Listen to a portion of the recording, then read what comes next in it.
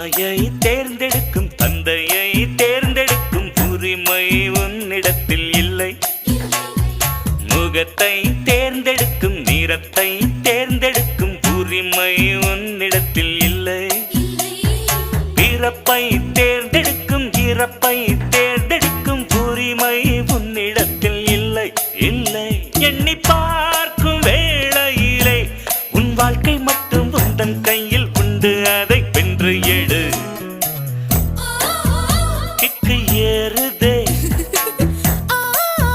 வெக்கம் போனதே, உள்ளுக்குள்ளே ஞானம் ஊறுதே, உண்மையெல்லாம் சொல்ல தோணுதே.